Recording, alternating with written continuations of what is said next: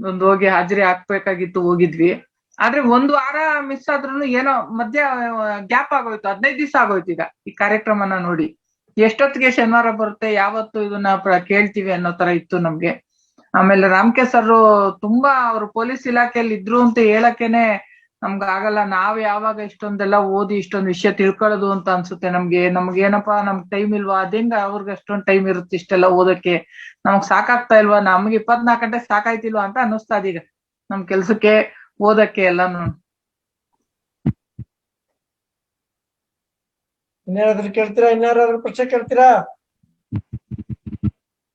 ಗೌಡ್ರೆ ಹಾ ಗೌಡ್ರೆ, ಈಗ ಇವ್ರ ಪಾಪ ಇಷ್ಟೊಂದು ಆಸಕ್ತಿಯಿಂದ ಇರುವಾಗ ನಮ್ಮ ಕುವೆಂಪು ಅಭಿಮಾನಿಗಳು, ಸಾಹಿತ್ಯಾಭಿಮಾನಿಗಳು, ಕನ್ನಡದ ಅಭಿಮಾನಿಗಳು ಈಗ ನಿಮ್ಗೆ ಅವಕಾಶ ಕೊಡೋದಾದ್ರೆ ನನಗೆ ಈ ತಿಂಗಳು ಬಿಟ್ಬಿಡಿ, ಮುಂದಿನ ತಿಂಗಳಲ್ಲಿ 4 ವಾರ ನನಗೆ ಕೊಟ್ಬಿಡಿ.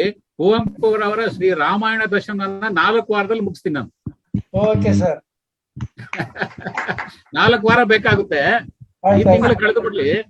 ಈ ತಿಂಗಳು ಕಳೆದ್ಮೇಲೆ ಮುಂದಿನ ತಿಂಗಳಿಂದ 4 ವಾರ ಇದೆಯಲ್ಲ, 4 ವಾರನ ಮೀಸಲಿಟ್ಬಿಡಿ. ಅದರಲ್ಲಿ ಭಾಗ 1, 2, 3, 4 ಅಂತ ಮಾಡಿ ಇಡೀ ಕುವೆಂಪುರವರ ಶ್ರೀ ರಾಮಾಯಣ ದರ್ಶನವನ್ನ ತಮ್ಮ ಕುವೆಂಪುರವರ ಪಾದ ಕಮಲಗಳಿಗೆ ಅರ್ಪಿಸ್ಬಿಡ್ತೀನಿ. Okay sir. ದರ್ಶನವನ್ನ ನಿಮ್ಮೆಲ್ಲ ಸಹಕಾರದಿಂದ ನಾನು ತಯಾರಿ ಮಾಡ್ಕೋತೀನಿ.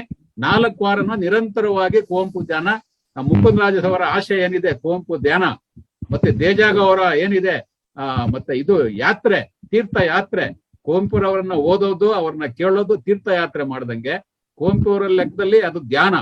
ಈ ಧ್ಯಾನವನ್ನ ಆ ಇಡೀ ತಿಂಗಳು 4 ವಾರದಲ್ಲಿ ಮಾಡಿ ಮುಗಿಸ್ಕೊಳ್ಳೋಣ, ತೃಪ್ತಿ ಪಟ್ಟುಗಳನ್ನ ಧ್ಯಾನ ಮಾಡ್ಕೊಳ್ಳೋಣ.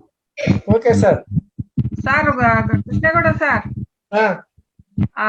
ನಿಮ್ಗೊಂದು ತುಂಬಾ ದೊಡ್ಡ ಧನ್ಯವಾದ ಸರ್. ಇಂಥ ಕಾರ್ಯಕ್ರಮನ ಮಾಡ್ತಾ ಮತ್ತೆ ನಮ್ಗೆ ಎಷ್ಟ್ ಸತಿ ಹೇಳಿದ್ರು ಆಗಲ್ಲ ನಿಮ್ಗೆ ಥ್ಯಾಂಕ್ಸ್ ಅಂತ ಅನ್ಬಿಟ್ಟು.